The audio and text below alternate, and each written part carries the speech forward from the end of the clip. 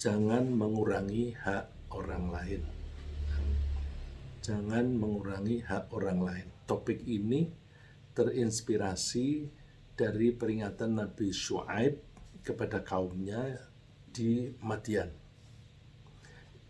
Kaum Madian suka merampas hak orang lain melalui pengurangan timbangan atau takaran untuk para pembeli mereka. Mereka juga melakukan pembegalan terhadap para pedagang yang lewat dan menghalangi orang untuk beriman kepada Allah. Nabi Syuaib melarang mereka merugikan suatu apapun dari orang lain dengan kalimatnya antara lain wala tabkhasun nasa asya'ahum wala tufsidu fil ardi ba'da islahiha. Janganlah kalian mengurangi suatu apapun dari manusia, dari orang lain. Dan jangan kalian membuat kerusakan di muka bumi setelah dibuat baik oleh Allah. Jadi sebenarnya Allah itu menciptakan alam raya ini, baik lingkungan maupun manusianya, pertama-tama itu dibuat baik. Tapi kemudian manusialah yang tinggal di muka bumi ini yang menyeleweng dan makin mengingkari bimbingan Allah, lalu mereka melakukan kerusakan atau pengerusakan. Pengerusakan ini tidak hanya lingkungan tetapi juga tatanan hidup. Kalau orang mengurangi timbangan dari pembeli, itu merusak tatanan hidup karena transaksi nanti menjadi tidak lancar dan orang yang dikurangi itu menjadi marah. Marah itu bisa menyebabkan pertikaian dan sebagainya. Topik ini kiranya relevan untuk dibahas saat ini, mengingat bahwa kejahatan serupa juga sedang terjadi di Indonesia, di mana marak praktek para pemborong bangunan mengurangi kualitas material pembangunan. Pedagang mengurangi timbangan atau takaran. Pejabat mengurangi jatah bayaran anak buahnya. Jadi komandannya atau pimpinannya menerima bayaran yang mestinya dibagi kepada anak buahnya, tapi ternyata tidak dibagi. Kalau toh dibagi, itu dikurangi. Juga petugas pengawasan lalu lintas, pengawasan macam-macam, meminta pungutan liar. Petugas juga ada yang tidak menyampaikan bantuan sosial kepada masyarakat.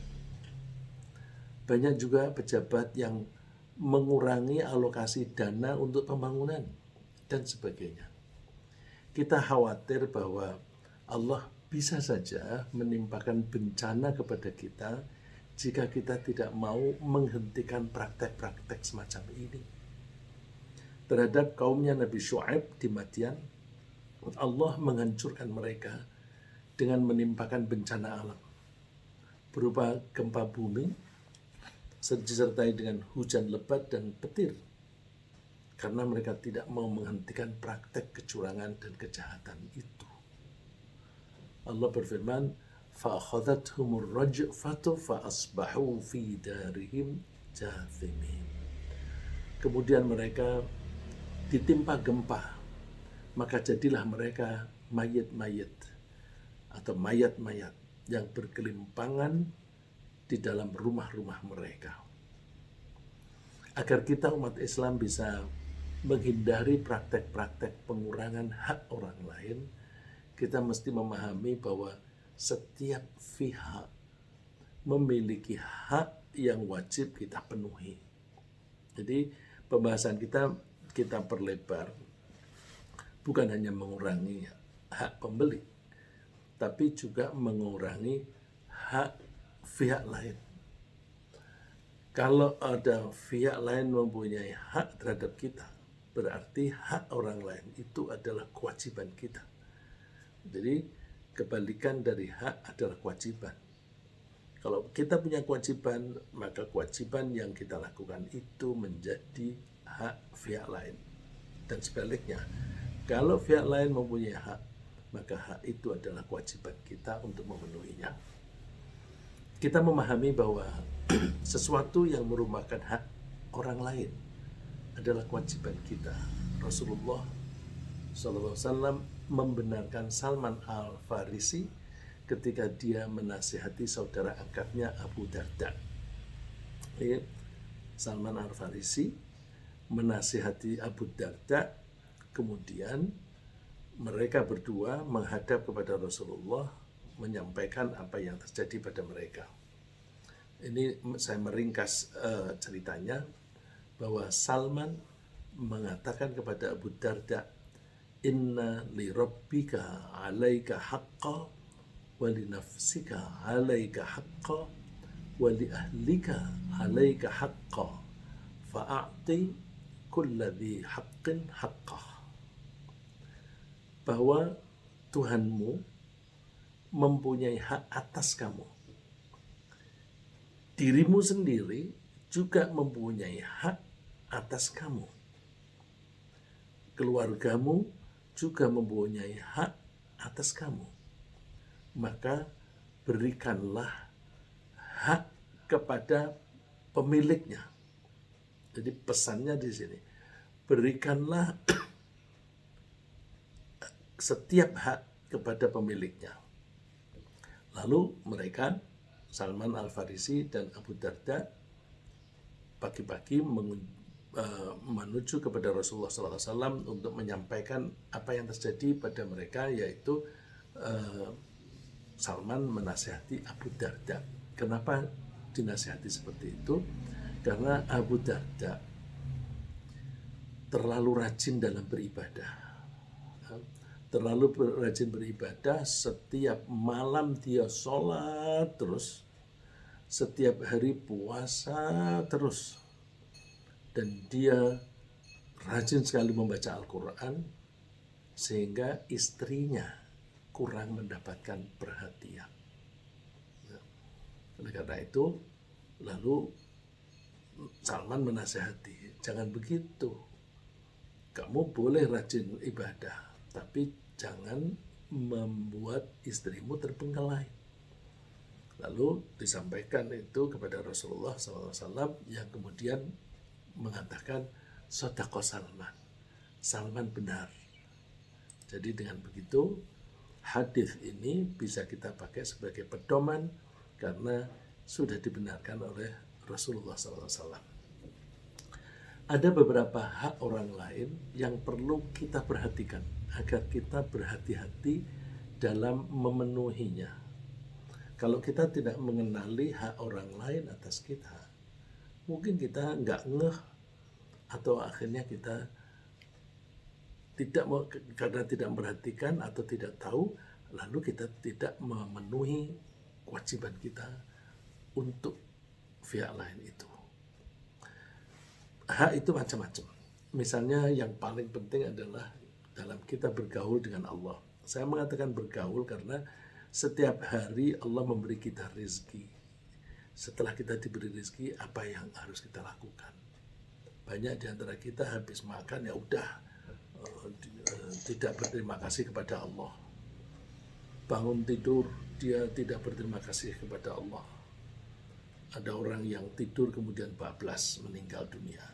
Tapi alhamdulillah setelah tidur bangun menjadi lebih segar, sehat. Nah, itu mesti berterima kasih kepada Allah.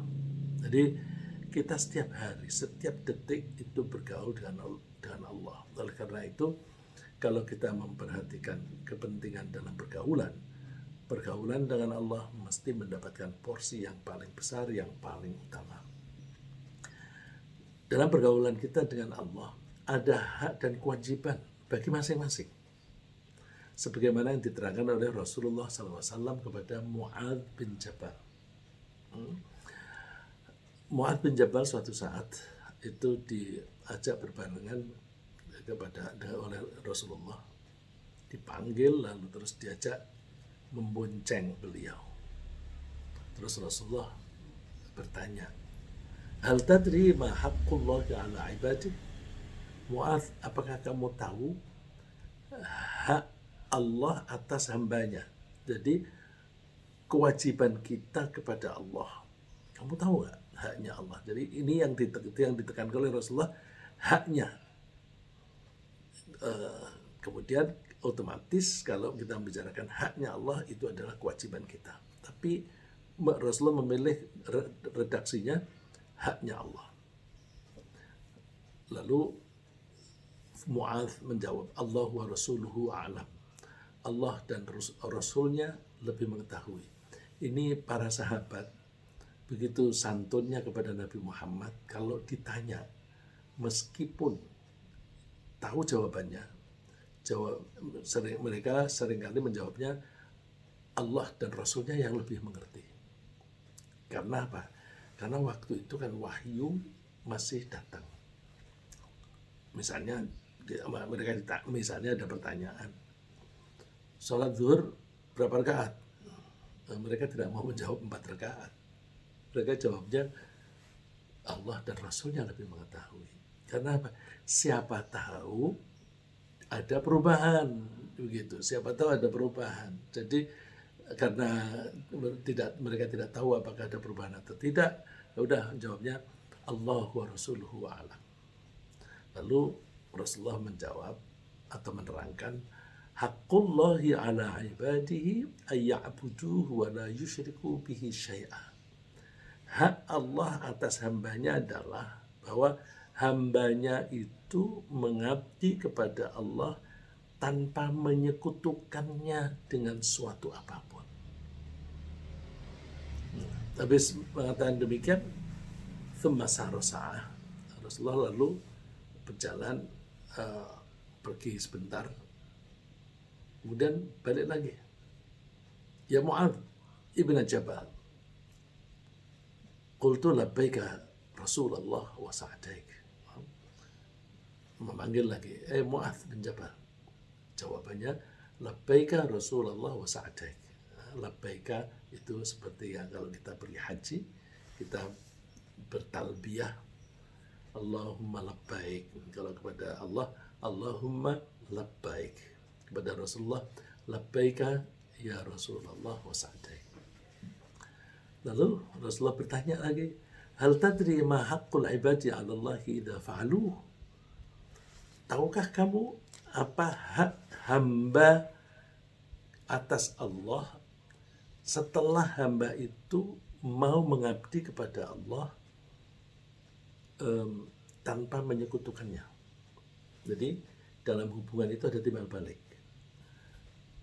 Kalau Allah mempunyai hak, maka hak itu kewajiban atas hambanya. Nanti kalau hamba ini sudah melaksanakan kewajibannya, sebaliknya hamba ini akan memiliki hak yang menjadi kewajiban Allah. Lagi Mu'adz menjawabnya, Allah wa rasuluhu a'lam. Allah dan Rasulnya lebih mengetahui. Lalu diterangkan, haqqul ibadi 'ala Allahi alla yu'adzibahum. Hak para hamba atas Allah yang sudah melaksanakan kewajibannya mengabdi kepadanya adalah bahwa Allah tidak akan menyiksa mereka. Jadi kalau kita mengabdi kepada Allah, maka insya Allah Allah tidak akan menyiksa kita. Dan bahwa Allah tidak menyiksa kita itu hak kita. Itu dalam hubungan kita dengan Allah. Bagaimana kalau kita sedang berbisnis, berdagang? Baik kita berdagang barang ataupun sedang berdagang jasa. Saat itu pembeli memiliki hak untuk dipenuhi barang atau jasa yang disepakati dalam transaksi tanpa dikurangi kalau pembeli sudah membayar. Jadi kalau pembeli kewajibannya membayar, maka penjual kewajibannya menyerahkan apa yang dibeli. Apakah yang dibeli itu berupa barang atau jasa. Ini kalimat ini adalah kalimatnya Nabi Syuaib yang dikutip oleh Allah di dalam Al-Quran. Berarti ini pelajaran untuk kita juga. Auful kaila wa la takunu minal mukhsirin. Penuhilah takaran dan kalian jangan membuat rugi, jangan merugikan orang lain. Wazinu bil qistasil mustaqim, dan timbanglah dengan timbangan yang lurus, yang pas. Yang pas. Kita baca kalau di surat Wailul lil mutaffifin, celakalah orang yang curang. Yang curang itu bagaimana? Kalau membeli minta dipenuhi, tapi kalau menjual dikurangi. Itu orang yang curang. Nah, supaya tidak curang, kita mesti menimbang apa yang dibeli orang secara pas. Wala tabkhasun nasa asya'ahum, dan janganlah kamu mengurangi sesuatu apapun dari manusia. Wala ta'tsaw fil ardi mufsidin, dan kalian jangan melakukan pengerusakan di muka bumi. Menimbang yang pas atau menakar yang pas itu penting, baik barang maupun jasa. Ini yang sering terjadi itu di konstruksi bangunan. Nah, di konstruksi bangunan itu sangat rawan. Ya. Jadi, sudah setuju besinya, misalnya besi betonnya itu dengan diameter 12, terus diganti dengan diameter 9 yang harganya lebih murah. Nah, saya pernah ketemu dengan seseorang yang bekerja di suatu museum di Jakarta. Dia mengetahui bahwa museumnya itu menugasi suatu perusahaan untuk renovasi. Nah, karena si teman ini yang saya ketemu memahami seluk-beluk tentang bangunan, dia melihat cat itu kalau nggak salah Glotex. Cat itu kalengnya Glotex. Tapi dia paham, loh, Glotex kok setelah ditempelkan di tembok kok seperti itu? Ini bukan Glotex ini. Tapi kaleng-kalengnya itu Glotex. Lalu coba dites, benar. Jadi mereka menggunakan kaleng Glotex tapi isinya cat yang lain, yang kualitasnya lebih rendah. Nah, itu kan mencuri. Ya. Jadi ini tidak memenuhi timbangan atau takaran atau kualitas dari barang yang sudah dibeli. Dan ini sangat sering terjadi. Oleh karena itu bisnis pembangunan itu sangat rawan, ya, sangat rawan. Karena sangat rawan, maka siapapun kita yang sedang berbisnis di situ, kita mesti hati-hati, jangan sampai kita mengurangi hak orang lain. Terus ada yang penting kita bahas juga, yang ini sehari-hari biasanya terjadi antar saudara. Kita tuh seringkali kalau kesulitan keuangan datang ke salah satu anggota saudara kita untuk berhutang. Tapi seringkali orang hutang tidak membayar lagi. Alasannya macam-macam, udah ngelesnya. Misalnya, alah kamu kan udah kaya, nggak usah aku bayar.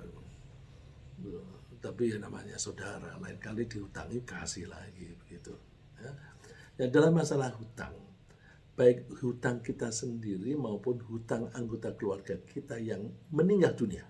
Jadi kita yang hutang atau anggota keluarga kita yang hutang kemudian meninggal dunia. Pemilik hutang berhak memperoleh kembali piutangnya meskipun orang itu sudah meninggal dunia. Ini hati-hati. Ya. Makanya di acara penguburan biasanya suka ketika di rumah mau pergi meninggalkan rumah atau ketika di masjid habis disolati suka ada semacam dialog atau seremoni sebentar, pengumuman siapa yang meninggal, kemudian anggota keluarganya mengatakan siapa yang merasa dihutangi oleh almarhum silahkan menghubungi saya atau menghubungi si A untuk diselesaikan. Karena utang ini penting sekali. Ya. Pemilik piutang berhak memperoleh kembali piutangnya meskipun yang berhutang sudah meninggal dunia. Begitu pentingnya membayar hutang sampai Allah menganjurkan kita memprioritaskan pembayaran hutang sebelum harta orang yang meninggal dunia itu dibagi kepada ahli waris. Jadi seseorang yang meninggal dunia, kalau dia meninggalkan harta, maka harta itu boleh diwaris. Tetapi sebelum diwaris, ada dua hal yang harus diprioritaskan, harus dipenuhi terlebih dahulu, yaitu wasiat dan utang. Wasiat itu seperti utang. Wasiat ini biasanya wasiat yang berkaitan dengan harta. Misalnya, seseorang mengatakan, nanti kalau aku mati, tolong 1/10 dari hartaku berikan ke masjid, gitu. Berikan ke masjid A. Maka ahli waris wajib menyisihkan 10% dari harta peninggalannya ke masjid. Karena wasiat itu sama dengan hutang. Atau hutang juga demikian. Hutang harus diprioritaskan. Nah, kalau wasiat dan hutang sudah dilunasi, sudah dibayar, baru harta peninggalannya boleh diwaris. Fa in kana lahu ikhwatun fali ummihi sudusu min ba'di wasiyati yusi biha aw dain. Ini salah satu contoh. Kalau ada seseorang meninggal, dia mempunyai saudara yang masih hidup, apakah saudara laki atau perempuan, maka fali ummihi sudus, ibunya mendapatkan bagian 1/6 min ba'di wasiyati yusi biha aw dain, setelah wasiatnya dipenuhi dan setelah hutangnya dibayar. Ya, ini saya tunjukkan ayat ini untuk kita pahami bahwa betapa pentingnya hutang. Coba kita pelajari hadis-hadis yang berkaitan dengan hutang. Pelunasan hutang itu sangat penting karena seseorang tidak akan bisa masuk surga meskipun dia mati syahid dalam perang di jalan Allah kalau dia tidak melunasi hutangnya. Coba, kan orang yang meninggal dunia karena terbunuh dalam peperangan fi sabilillah itu kan mati syahid. Orang mati syahid itu masuk surga tanpa dihisab. Tapi tanpa dihisab itu bukan tanpa catatan. Dia sudah melunasi hutangnya belum? Kalau belum, dia belum bisa masuk ke surga. Meskipun mati syahid. Rasulullah mengatakannya sampai bersumpah. Walladzi nafsi biyadih. Demi Allah yang menguasai diriku. Lau qutila rajulun fi sabilillahi thumma asha, thumma qutila, thumma asha, thumma qutila. Wa alaihi dain ma dakhala jannata hatta yaqdiya dinah. Sampai ini tidak hanya sekali mati syahid. Seandainya ada seseorang yang mati syahid di jalan Allah, kemudian dia dihidupkan kembali oleh Allah. Lalu dia perang lagi, mati lagi dibunuh. Terus dia dihidupkan kembali, terus mati lagi terbunuh dalam peperangan. Jadi 3 kali mati syahid. Ini perumpamaan yang tidak akan terjadi, tapi perumpamaan ini untuk menyangatkan bahwa seandainya ada seseorang itu mati syahid 3 kali, tapi dia masih punya hutang, dia tidak akan masuk surga sampai hutangnya dibayar. Nah, kita ini kan umumnya tidak mati syahid. Oleh karena itu kita mesti hati-hati kalau punya hutang. Banyak nasihat, terutama oleh para sahabat. Udahlah, nggak usah hutang. nggak usah hutang. Nah, terus gimana kalau kita sudah punya tekad tidak hutang? Maka insya Allah Allah akan memberi kemudahan dalam rezeki. Banyak orang yang sengaja menyulitkan diri dengan hutang. Misalnya beli rumah, beli kendaraan dengan hutang. Katanya, ya, kalau aku hutang, aku kan bisa pakai mobil sekarang. Tapi kalau aku nabung dulu, aku bisanya memakai mungkin 3 tahun lagi. Kan berguna begitu, hutang itu. Itu perhitungannya misalnya semacam itu. Dan kalau aku punya hutang, kan aku lalu terus mempunyai semangat untuk membayar. Karena aku punya semangat membayar, maka aku lebih rajin kerja. Tidak selalu begitu. Tidak selalu begitu. Bisa jadi dia hutang beli mobil bagus, besoknya mati. Belum terbayar. Atau bisa juga dia beli kendaraan dengan hutang, terus dia di PHK, nggak bisa bayar lagi. Jadi kita tekankan, kita usahakan tidak punya hutang. Nanti Allah akan memberi kemudahan. Nah, ini sebaliknya, berbeda dengan orang yang memaksa diri, mendorong diri rajin kerja dengan cara utang. Kalau kita itu niatnya kepada Allah, ya Allah mohon rezeki dimudahkan dengan tidak utang, maka dia punya semangat untuk bekerja dengan baik supaya mendapatkan penghasilan untuk menutupi kebutuhannya. Kebutuhan. Nah, seringkali orang utang bukan kebutuhan tapi keinginan. Keinginanku memakai mobil sekarang begitu. Jadi kalau bagi saya lebih baik memakai mobil tua tapi tidak utang daripada pakai mobil baru tapi hutang. Enak di hati itu, tenang gitu. Jadi coba kalau kita tuh tidak membiasakan hutang, nanti kan kalau kita hutang sedikit aja rasanya itu gelisah. Cucu saya dan Wahri pulang-pulang bilang, aku utang 500 rupiah. Loh kenapa? Ya karena harganya ternyata lebih 500, duitku kurang. Terus besoknya diwanti-wanti, langsung kamu bayar. Nah ini termasuk bagaimana kita mendidik anak supaya jangan membiasakan hutang. Kalau seseorang meninggal dunia tetapi belum sempat membayar hutangnya dan juga tidak ada ahli waris atau siapapun yang menanggung pembayaran hutangnya, dia keburu mati. Lalu bagaimana penyelesaiannya? Nah, kelak di akhirat saat mana tidak ada uang sebagai alat tukar. Waktu itu kan tidak ada alat atau tidak ada uang. Uang itu ciptaan kita di dunia untuk transaksi. Besok di akhirat nggak ada. Karena uang itu kita pakai untuk membeli sesuatu. Kalau di sana nggak ada orang jual, nggak ada orang beli. Karena nggak ada orang jual dan beli, duit tidak ada.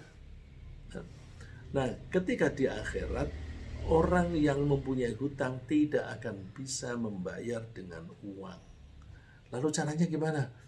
Dia akan diwajibkan membayar dengan amal baik dia. Seseorang kalau beramal baik, dia mendapatkan pahala. Maka pahalanya dipakai untuk membayar utang kepada orang yang diutangi. Nah, ini problemnya.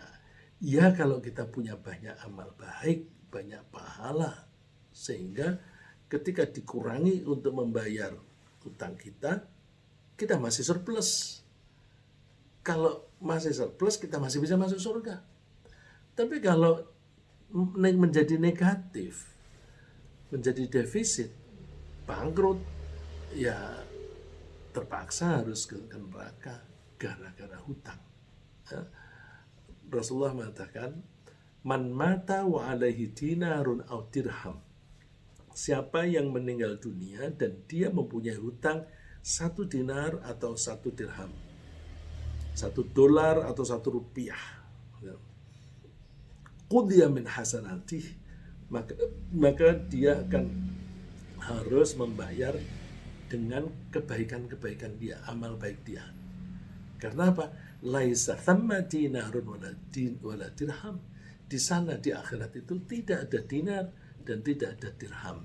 Di sini yang disebut mata uangnya adalah dinar dan dirham, karena zaman Rasulullah uang itu satuannya adalah dinar dan dirham.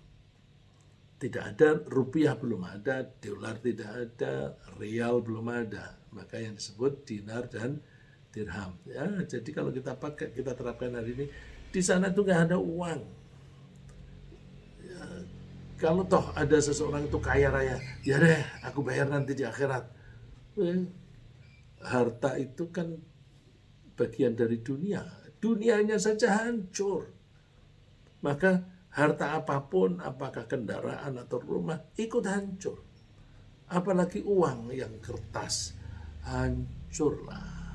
Nah, oleh karena itu, kita usahakan kita hati-hati dalam berhutang. Mudah-mudahan Allah memudahkan rezeki kita, sehingga kita tidak perlu berhutang. Kemudian dalam pergaulan, kita ini juga pergaulan yang paling dekat adalah dengan orang tua kita. Maka kita mesti memahami hak orang tua kita. Hak mereka kita lunasi, kita penuhi. Haknya antara lain, kita mesti berperilaku baik atau memperlakukan secara baik pada orang tua dan mendoakan. Baik ketika orang tua masih hidup, apalagi ketika orang tua sudah meninggal dunia. Allah berfirman, wakhfid lahuma janaha dzulli minar rahmati wa qur rabbirhamhuma kama rabbayani shaghira. Dan rendahkanlah dirimu terhadap mereka berdua, bapak ibu, dengan penuh kesayangan, dan ucapkanlah, wahai Tuhanku, kasihanilah mereka keduanya sebagaimana mereka berdua telah mendidik aku di waktu kecil. Semangat di sini yang kita mesti tangkap dulu, minar rahmah. Cara kita bergaul itu mesti didasari dengan rahmah. Rahmah itu kasih sayang. Kalau kita berangkat dengan kasih sayang, maka ucapan kita akan tercermin. Akan tercermin kasih sayang kita kepada orang tua. Banyak anak yang tidak mengingat bahwa di waktu kecil betapa orang tua itu merawat dan mendidik dengan jerih payah. Bahkan seandainya suruh memilih, ada suatu ketika harus memilih yang mati aku atau anakku. Umumnya orang tua itu memilih aku aja yang mati. Anakku hidup anakku biar hidup. Nah, ini masa-masa kritis itu seperti misalnya seorang ibu yang akan melahirkan anak, ada masalah entah kesehatan atau apa, maka kalau ini salah satu mesti meninggal ini, siapa yang diselamatkan, bayinya atau ibunya? Kalau ibunya ditanya siapa yang harus diselamatkan, nanti ibunya akan memilih anakku aja. Nah, itu oleh karena itu kita kepada orang tua jangan melupakan itu. Seringkali anak ketika merawat orang tua yang sudah tua sekali, menunggu sampai kapan ini aku mengurusi orang tua, sampai kapan? Nah, itu kan berarti mengharapkan orang tuanya meninggal. Padahal pada dia ketika masih anak-anak, orang tuanya itu bukan sampai kapan, tapi bukan sampai kapan anak ini mati, hidupnya sampai kapan dan matinya kapan, bukan. Tapi harapannya supaya anak ini tetap hidup dan sehat dan makin pintar dan sebagainya. Jadi makin ada kemajuan. Oleh karena itu kita mesti menghormati orang tua kita.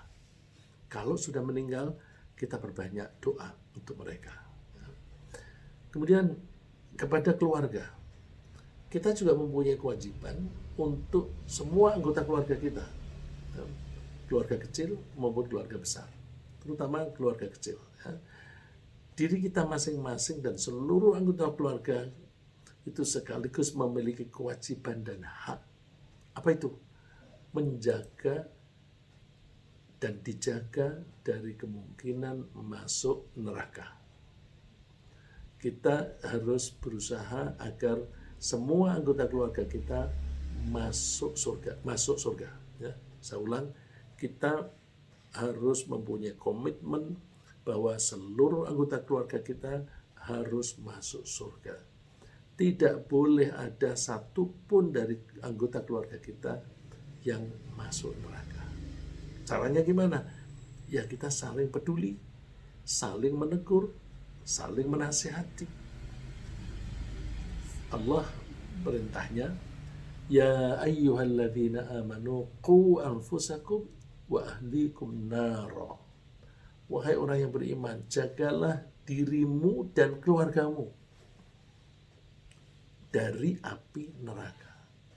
Nah, karena api neraka, masuknya neraka itu adalah akibat, maka perintah ini maksudnya jangan sampai kita, diri kita sendiri maupun anggota keluarga kita itu melakukan sesuatu yang menjadi sebab masuk ke neraka. Jadi nggak bisa, ya udah aku nanti jaga, jangan sampai anakku masuk neraka besok. Iya kalau dia sendiri masuk surga, dan masuk surga dia masuk neraka, tempatnya aja udah pisah gitu. Jadi cara yang tepat adalah masuk neraka itu adalah akibat dari perilaku seseorang. Maka kalau kita menjaga diri dan menjaga keluarga kita jangan sampai masuk neraka, caranya adalah jangan sampai kita ini melakukan sesuatu yang menyebabkan kita masuk neraka. Allah menggambarkan sakitnya di neraka, waquduhan nas wal hijarah, yang bahan bakarnya itu manusia dan batu. Kok bisa batu menjadi bahan bakar? Tentu ada bahan bakar yang utama. Bahan bakar utama itu saya suka membayangkan bayangan saya ya. Kalau bayangan itu kan bisa salah. Bayangan saya itu ada semburan gas yang kemudian menyala. Nah kalau semburan gas itu kan liar dan besar. Nah kalau api dari semburan gas semacam ini itu panas sekali, maka kalau ada manusia di situ ikut terbakar. Ada batu, saking panasnya api itu, maka batu itu membara. Nah, seolah-olah batu dan manusia itu menjadi bahan bakar, karena dia terbakar sebagai pengaruh dari api yang begitu panas. Kita ambil contoh anggota keluarga. Itu istri. Istri kita itu mempunyai hak untuk diperlakukan dengan baik oleh suami. Penting sekali. Kita mesti mempunyai komitmen begini, bahwa kalau aku ingin anak saya bahagia, saya harus bahagia dulu sama istri. Kalau kita itu istri, wanita, ya aku harus bahagia dulu dengan suami. Karena sering kita pelajari, anak nakal itu kalau dirunut sebabnya apa, itu ujung-ujungnya karena bapaknya dan ibunya. Ada kalanya bapak ibunya tidak memberi contoh, terutama yang paling banyak adalah bapak ibu yang suka berantem, yang suka berselisih. Nah kalau bapak ibu suka berselisih, anak itu stres, bingung mau membela siapa, membela bapak musuhnya ibu, mau membela ibu musuhnya bapak. Jadi anak itu kebingungan, karena kebingungan seringkali anak ini menjadi gelisah yang menyebabkan anak itu tidak mau belajar, tidak punya semangat dan sebagainya, dan ada rasa berontak, maka anak itu menjadi nakal. Maka kalau kita ingin anak kita bahagia, maka kita bangun kebahagiaan suami istri. Supaya kita bahagia suami istri, ya cari cara hubungan yang harmonis di antara suami istri. Sayang sekarang ini banyak anak-anak muda nikah itu tanpa konsep. Mereka nikah itu hanya karena cinta. Cinta seringkali karena hawa nafsu. Nah ini riskan. Hawa nafsu itu kan labil. Maka kalau ada laki perempuan nikah karena hawa nafsu, hati-hati. Sebentar lagi akan bubar itu. Karena ketika hawa nafsunya hilang, mungkin seleranya beralih kepada wanita lain atau laki lain, bubarlah suami istri itu. Maka suami memperlakukan istri itu penting sekali. Perlakuan baik ini besar sekali andilnya dalam pembangunan keluarga bahagia yang penuh kasih sayang. Dan dalam pendidikan anak-anak itu membutuhkan keteladanan dari orang tua. Allah wanti-wanti kepada suami, wa'ashiruhunna bil ma'ruf. Bergaulah kamu dengan baik terhadap istri. Terus, nah tapi dia bikin kesel. Hati-hati dengan kekesalanmu itu. Fa in karihtumuhunna fa'asa an takrahu syai'aw wa ja'alallahu fihi khairan katsira. Kalau kamu membenci istrimu, jangan-jangan yang kamu benci itu justru di situ banyak kebaikan. Allah membuat kebaikan yang banyak di situ. Ya kadang-kadang suami itu kesal, istrinya cerewet. Ya, istrinya cerewet kesal. Istrinya diem aja kesal. Misalnya istri dulu periang, terus karena sering menghibur, menyenangkan, lalu terus dinikah. Ternyata setelah nikah dia menjadi pendiam. Loh, dia pendiam kan di tangan suami. Kenapa? Rupa-rupanya istri kalau dia menasehati suami dibentak, terus jadi berantem. Setiap kali dia menasehati suami dibentak dan bisa berantem. Terus istri ada daripada cekcok begini, apalagi sudah punya anak, udah diem aja. Nah ini seringkali kalau misalnya suami pulang bawa duit banyak, istri itu yang beriman, kalau dia imannya baik, dia akan bertanya, dari mana ini duit? Karena dia tidak ingin ada duit haram yang dimakan. Nah biasanya suami yang curang, yang suka meras-meras rakyat, ya, yang suka korupsi, itu gak mau ditanya. Udah kamu diem, yang penting aku kasih kamu duit. Diem, malah kadang-kadang ditempeleng. Terus ya kan disuruh diem, malah ditempeleng.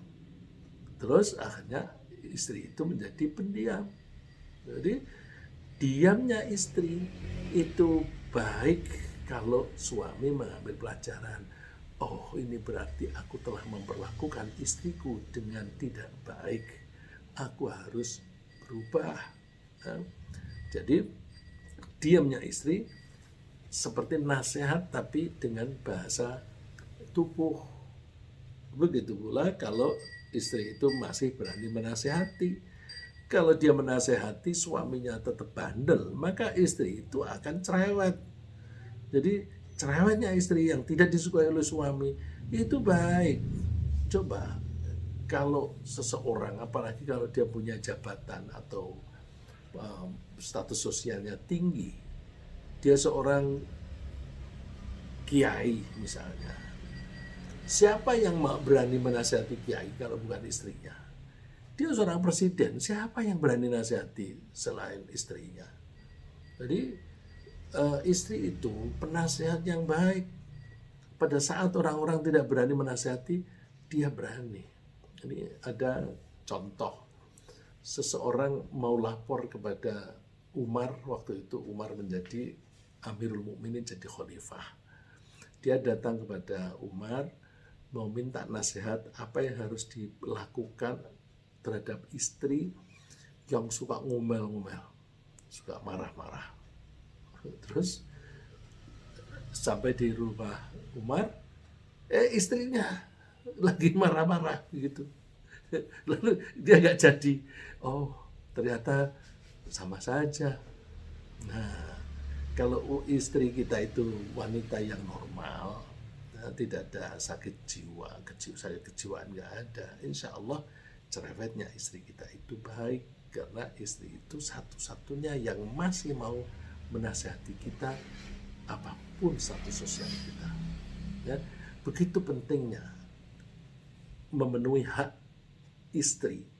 Rasulullah itu sampai bersabda begini, bahwa lelaki yang paling baik adalah mereka yang paling baik dalam memperlakukan istri.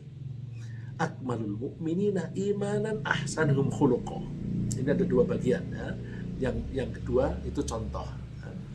Akmalul mu'minina imanan ahsanuhum khuluqa. Orang mukmin yang paling sempurna imannya adalah orang yang paling baik akhlaknya. Ini gambaran umum. Secara spesifik, wa khiyarukum linisaihim khuluqa. Orang yang paling terpilih, yang paling baik di antara kalian adalah orang yang paling baik memperlakukan istri. Nah, ini kita cek, aku ini orang baik apa enggak. Caranya antara lain, bagaimana aku memperlakukan istriku. Kalau aku memperlakukan istri dengan buruk, ternyata aku belum termasuk yang dikatakan Rasulullah ini. Ya, ini orang banyak tergoda memperlakukan istri dengan tidak baik. Kenapa? Istri itu mempunyai peran yang banyak, ya, bisa puluhan peran yang dilakukan oleh istri. Pada saat suami sedih, maka yang menghibur istri. Pada saat suami nyeleweng, istri menjadi penasehat. Ketika suami membutuhkan hiburan, istri memberi hiburan. Bahkan ada ketika suami tidak bisa melampiaskan hawa nafsunya kepada siapapun, dia bisa melampiaskan kepada istrinya. Jadi banyak peran istri ini, tapi kadang-kadang kita itu melihatnya tidak fair, bahwa suami memberi nafkah kepada istri. Memberi nafkah itu diartikan bahwa posisiku lebih tinggi daripada istri. Padahal peran istri itu banyak, tapi dia hanya mengingat aku yang memberi makan dia. Terus dia memperlakukan istri dengan kasar. Itu makanya perlu kita sadari bahwa tanpa istri kacau hidup kita, karena istri itu mempunyai peran yang banyak. Ya. Sebaliknya, suami juga memiliki hak untuk dipenuhi oleh istri, yaitu taat. Ya. Ketaatan dalam beberapa hal, termasuk taat ketika diminta melayani kebutuhannya. Ketaatan istri ini sangat penting untuk keharmonisan keluarga, sehingga suami tidak merasa perlu mencari istri lagi, apalagi berzina. Ya. Kalau suami sedang minta sesuatu untuk memenuhi kebutuhannya, istri harus memenuhinya. Karena apa? Tuntutan suami itu tidak bisa dielakkan. Maka kalau dia dihalang-halangi, istrinya menolak, maka suami itu yang tidak kuat imannya, dia akan mencari alternatif lain. Nah, alternatif lain itu kalau dia masih punya iman, dia mencari istri lagi. Tapi kalau dia tidak punya iman atau imannya lemah, dia mencari wanita lain dengan cara berzina. Coba deh, ya kawin lagi itu kan halal. Halal, tetapi dengan kawin lagi, maka pasti akan timbul kecemburuan yang ini menyebabkan ketidakharmonisan dalam rumah tangga. Ya, kalau kan kawin lagi kan halal, apalagi orang yang suka bilang kawin lagi kan sunnatullah, sunnah Rasul. Ya, hati-hati bilang sunnah Rasul. Rasul itu ketika nikah lagi, itu bukan karena hawa nafsu. Yang dinikahi oleh Rasulullah itu ada janda yang umurnya 60 lebih. Itu kalau mau mengikuti sunnah Rasul, nikah dengan orang tua. Ya, karena si wanita itu suaminya meninggal dalam perang fisabilillah, dia tidak punya siapa-siapa yang memberi tanggungan, memberi nafkah. Dan saat itu lapangan kerja untuk wanita itu sangat sedikit. Maka kalau janda ini tidak ada suaminya, dia akan terlantar. Terus Rasulullah menolong. Caranya gimana? Dinikahi. Jadi nikah dalam rangka menolong, ya, bukan menikah dalam rangka melampiaskan nafsu. Nah, tapi ketika nikah lagi karena melampiaskan nafsu, bilangnya sunnah Rasul. Yang benar aja, yang benar aja. Ya. Jadi taatnya istri itu penting. Sampai Allah mengatakan fassalihatu qanitatun hafizatun lil ghaibi bima hafizallah.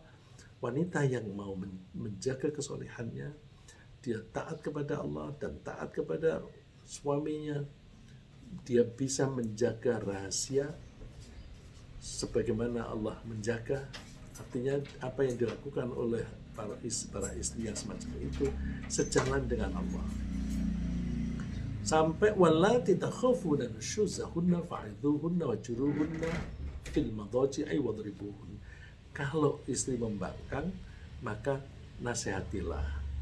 Kalau dinasihati tidak mempan, ya coba jangan disapa di tempat tidur. Artinya dibiarin sendirian. Ya bahkan boleh dipukul yang tidak membuat cedera.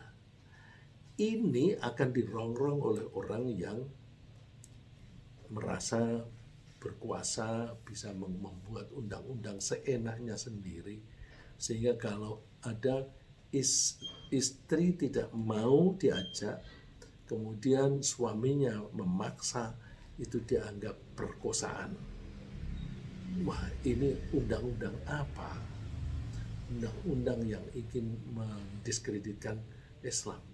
Banyak sekali ya, kalau kita mau membahas, banyak sekali ulah orang-orang, antara lain melalui undang-undang yang mendiskreditkan Islam, yang nanti bisa merusak tatanan kehidupan. Saya teruskan. Anak-anak juga memiliki hak yang harus dipenuhi oleh orang tua dalam pembinaan imannya. Anak-anak itu berhak dididik dalam menegakkan, misalnya menjalani sholat 5 kali sehari, agar mereka terbiasa melakukan sholat dengan benar pada saat mereka masuki usia balik. Jadi dibiasakan dulu, sehingga ketika balik mereka sudah terbiasa. Muru auladakum bis sholat. Perintahlah anak-anakmu sholat. Wahum abna'us sab'i sinin, ketika mereka berumur 7 tahun. Wadribuhum 'alaiha. Kalau sampai umur 10 tahun dia tidak mau, boleh dipukul, tapi pukul yang tidak mencederai, pukul hanya peringatan.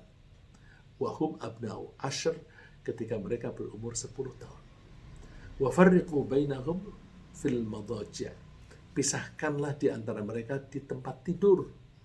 Jangan anak laki dan anak perempuan dijadikan satu di kamar. Tidak boleh, karena laki-laki dan laki-laki meskipun mereka bersaudara itu bisa melakukan penyimpangan. Dan seterusnya, ini sudah jam 6:30 lebih. Ada hak-hak lain yang ya saya sebutkan, salah satunya yang kita seringkali tidak merasa. Fakir miskin itu mempunyai hak atas kekayaan kita. Wa fi amwalihim haqqul lisaili wal mahrum. Di dalam harta mereka itu hak bagi orang miskin, baik yang meminta maupun yang tidak meminta. Kok bisa begitu? Iya, tidak mungkin ada seseorang bisa kaya tanpa andil orang miskin. Nah, jangankan menjadi kaya, kita makan saja, kita tidak akan bisa makan tanpa andil orang miskin. Kita makan ada nasi, ada tempe, ada daging, dan macam-macam. Nasi aja deh. Kita tidak akan bisa mendapatkan nasi kalau tidak ada petani yang menanam. Yang punya sawah itu kaya, tapi yang mengerjakan di sawah itu orang-orang miskin. Kemudian setelah tumbuh, kemudian dapat padi, yang menumbuk juga orang-orang miskin. Yang membawa transportasi dari desa ke kota, orang miskin. Dari pasar yang membawa ke kampung kita, mereka berjualan juga biasanya orang-orang miskin atau pedagang lemah, pedagang kecil. Maka orang miskin itu punya hak.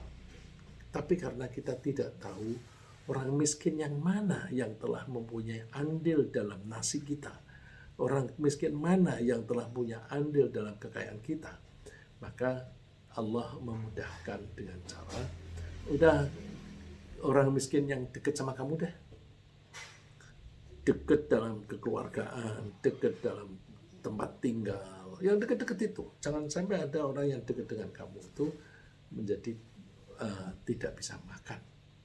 Nah,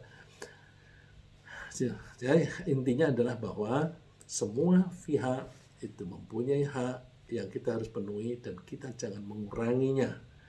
Kalau ada orang datang duluan, maka dia harus mendapatkan hak dilayani duluan. Kalau kita datang belakangan, jangan nyerobot. Maka antri itu penting. Orang yang tidak antri kemudian robos begitu saja, dia telah mengambil hak orang lain. Ya, mudah-mudahan kita memperhatikan itu. Ringkasnya apa yang kita bahas pagi ini, bahwa Allah melarang kita mengurangi hak orang lain. Penduduk Madian dihancurkan karena mengurangi timbangan dan merampok. Semua pihak memiliki hak yang harus dipenuhi. Allah mempunyai hak harus kita pembeli, pemilik, piutang, orang tua, anak, anggota keluarga, suami, istri, fakir miskin, tetangga, tamu dan sebagainya. Semua mempunyai hak yang harus kita penuhi, dan itu kita teliti apa yang menjadi kewajiban kita, supaya nanti kita ketika menghadap Allah kita bersih, tidak punya hutang pada orang lain, karena hutang itu akan menghalang-halangi kita masuk surga. Semoga Allah meringankan kita melaksanakan kewajiban untuk memenuhi hak dari pihak orang lain. Amin.